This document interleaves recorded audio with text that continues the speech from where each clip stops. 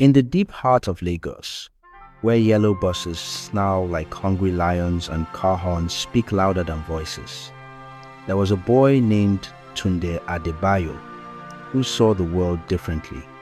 Tunde wasn't like other 29-year-olds in the city. While others rushed to work or danced at nightclubs, Tunde wandered through narrow alleys with an old camera hanging from his neck like a charm. He didn't photograph fashion or celebrities. No, he captured what the city wanted to hide. Abandoned staircases, walls scribbled with forgotten names, a street light that flickered like it was sending Morse codes to the moon. Tunde loved them all, but no one knew why. Tunde had a secret. There was a hole in his memorial place, so empty it hummed like silence. When he was 7, his mother had vanished. No one explained how. No one searched. One day, she was singing him lullabies. The next, she was smoking the wind. And ever since, he'd chased shadows, as if following them might lead him back to her. One evening, with the city yawning toward midnight, Tunde followed a strange feeling. It started with the sound of a drum. Not a loud party drum, but soft, slow, like a heartbeat. Dum, dum, dum. He turned down an alley near Carter Bridge, where the street was damp and quiet, like it hadn't seen sunlight in years. That's when he saw it. A small, hooded child standing perfectly still at the mouth of the alley. Tunde blinked. The child was gone. But in the air, something shimmered, a thin silver mist, curling like smoke, but without a fire. His heart thumped. His fingers gripped the camera. "Only take the picture if you're ready to pay the price," a voice whispered. Tunde spun around. No one was there. He stepped forward anyway. As he passed through the mist, the world around him shifted. The traffic noise vanished. The air smelled of wet earth, old paper, and roasted corn. Lanterns lit themselves one by one. Colorful stalls appeared from nowhere, some made of carved bones, others of floating silk. The ground sparkled like stardust. And everywhere were people that didn't feel quite human. A woman with the face of a cat poured memories into glass bottles. A man with tree roots for fingers sold jars of forgotten songs. A stall offered laughter for sale. Another whispered, "Trade your sorrow for strength." One tear per bargain. Tunde's mouth went dry. He was inside the spirit marketer place he'd only heard of in fairy tales, whispered by old grandmothers when Nipa took the light. This can't be real.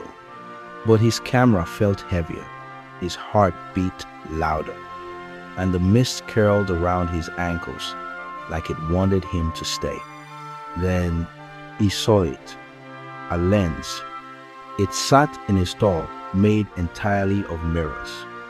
The lens was carved with glowing symbols, warm to the touch and clear as moonlight. He reached for it. The stall keeper, shadow in a hood, nodded. Tunde picked it up and slipped it onto his camera. The world instantly changed. The spirits became clearly blurry, more real. Their eyes, he could see their eyes. He gasped. "What do you want in return?" he asked.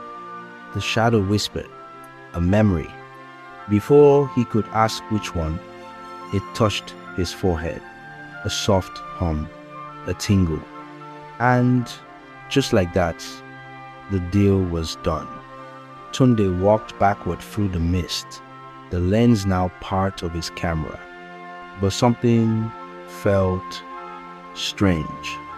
His chest was heavy. His hands were cold. When he reached the other side of the alley, the market had vanished. The street was just a street again. No music, no lights, no magic. He hurried home, heart still racing, wondering if it had all been a dream. But later, as he sat on his bed, he tried to remember his mother's voice. He couldn't. He remembered her eyes. He remembered her arms. But her voice, her soft songs, gone, stolen. And on his camera screen was the blurred image of the storekeeper's eyes, glowing, mouth stretched in a crooked, knowing smile. The next morning, Tunde woke up with a cold breeze brushing his skin. He was lying on his bed, yet something felt wrong. The walls of his tiny apartment looked the same. His camera still rested by the window. But when he reached for the old photograph of his mother he kept by his bedside, it was blank. He blinked, rubbed his eyes.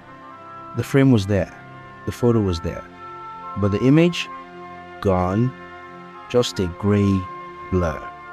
His heart began to pound. No, no, no. He clutched his head. Her smile, what did it look like again? Her laugh, was it soft like a lullaby or sharp like a bell? The more he tried to remember, the faster it slipped away like sand through his fingers. That evening, with his camera slung over his shoulder and fear thumping in his chest, Tunde made his way back to Carter Bridge. The city bustled like nothing was wrong, hawkers shouting, cars honking, music booming from distant rooftops. But beneath it all, he felt the quiet call of the market pulling him in again like a whisper in a dream. He found the alley where it all began. This time, it welcomed him without resistance. The mist rolled in, the colors changed, and once again he stepped into the spirit market. But this time, it was different. The laughter was louder, the shadows deeper. The stalls had changed. A woman was selling bottled secrets that whispered when you held them. A child danced on water, trading her joy for the ability to fly. A man with no face was trying to remember who he was by buying emotions from strangers. Tunde clutched his camera tightly. His heart was racing like drums in his chest. Then he saw her, Madame Efun Setan, tall, elegant, and terrifying. She stood in the center of the market, wearing a flowing black robe that shimmered like the night sky. Her eyes were silver, glowing like twin moons. She turned to him and smiled.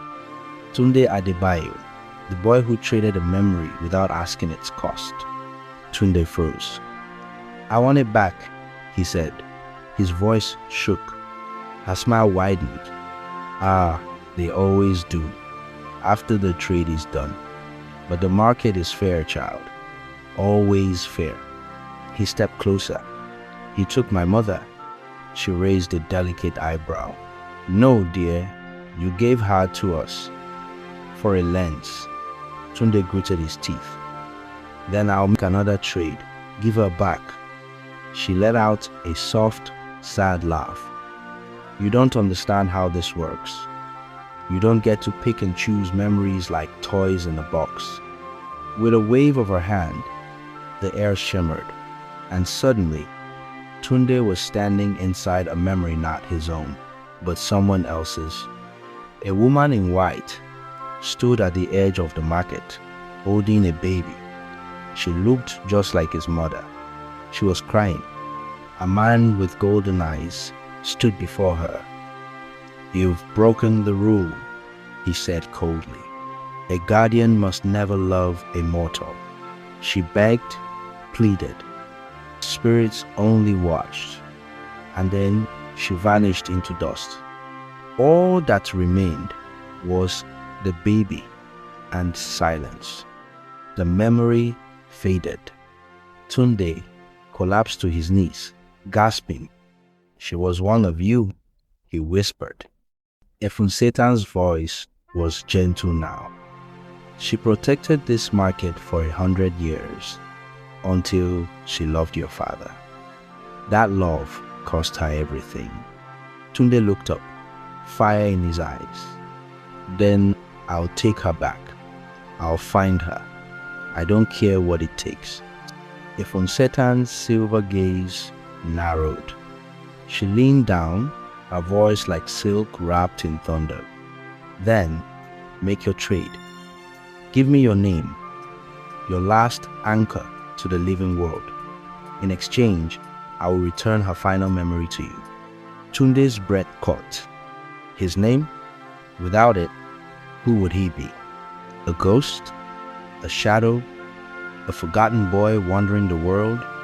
He could almost feel it slipping away just thinking about it.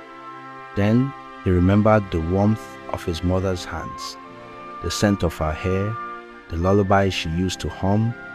Even those were fading. He stood up slowly, trembling, and whispered, "Number." Efunsetan's expression froze. "You refuse the trade? I won't give you my name. I'll find another way." Her voice cracked like lightning. "Then you will fade. You will be nothing. No memory, no past." Tunde turned, heart pounding, and ran. The market spun around him, twisting like a storm. Shadows reached for him. Laughter turned to screams. He clutched his camera, knowing there was only one thing he had left. Truth. He would use the lens, the one he traded for. Maybe it could show him the hidden world. Maybe it could reveal what was stolen.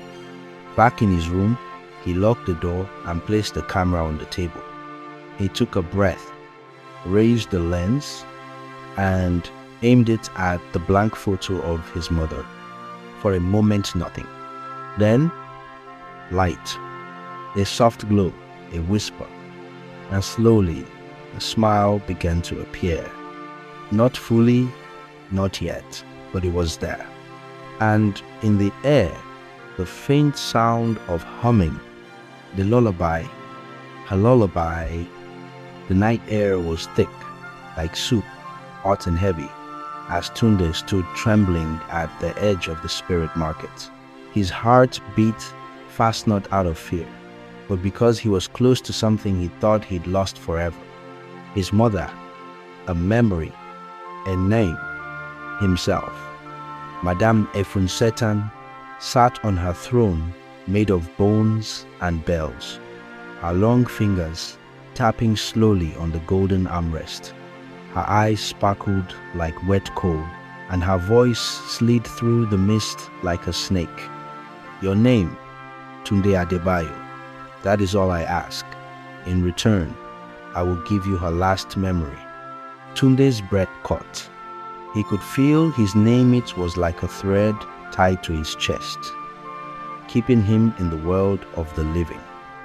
If he gave it up, he would vanish like steam on a mirror. But the thought of his mother, her eyes, her laughter, her songs pulled at him even harder. "Isn't there another way?" he whispered, voice shaky.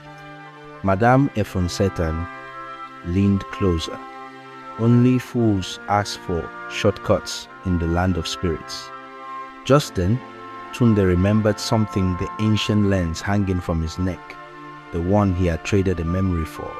It wasn't just for photos, it was for seeing the invisible. With shaking hands, he lifted the camera and turned the lens toward the sky. Click. He took a photo of nothing, yet something stirred. The clouds above the market rippled like water. Sparks of blue light twinkled.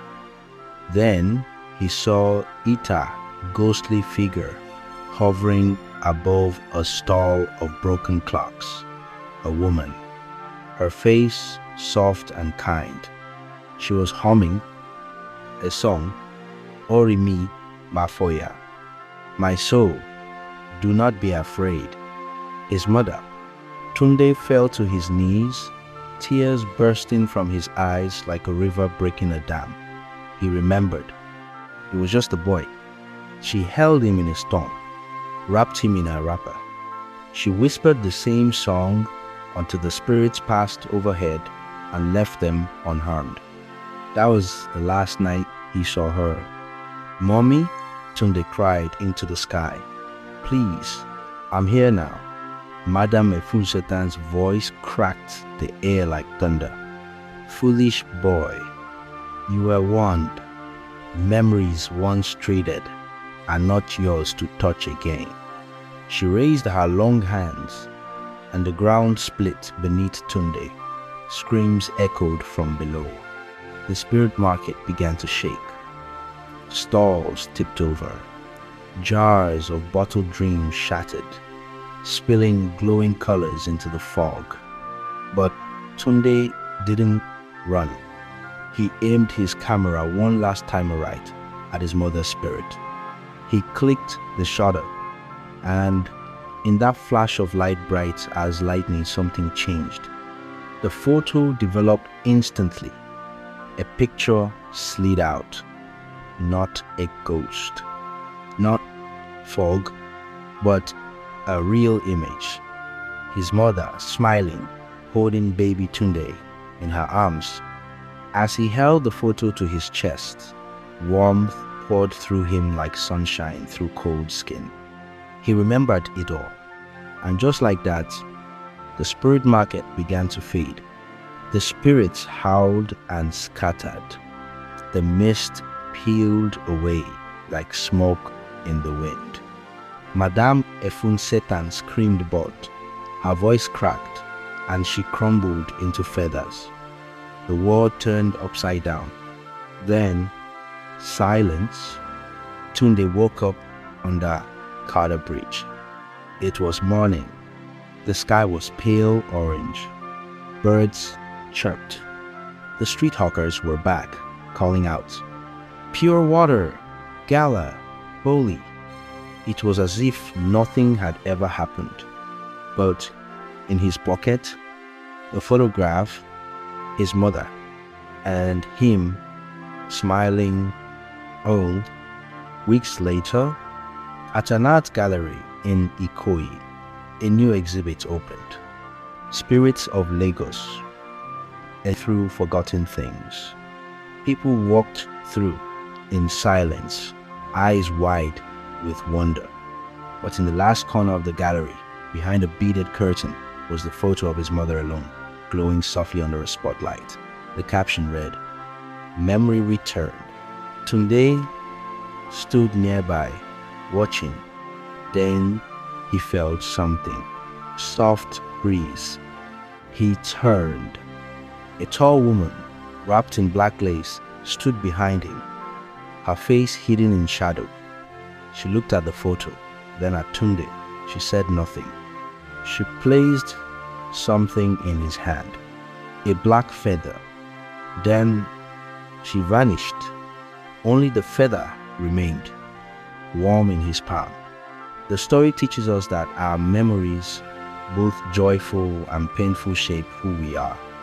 In a world where people often trade pieces of themselves for success, beauty, or escape, the story reminds us that our identity, family, and past are treasures beyond price. Sometimes, the hardest things to remember are the most important, and forgetting them can mean losing ourselves. True strength lies not in what we gain, but in what we choose to hold on to, especially love, truth, and the stories that make us whole. Thanks for watching. Please drop your thoughts in the comment section and the location you are watching from.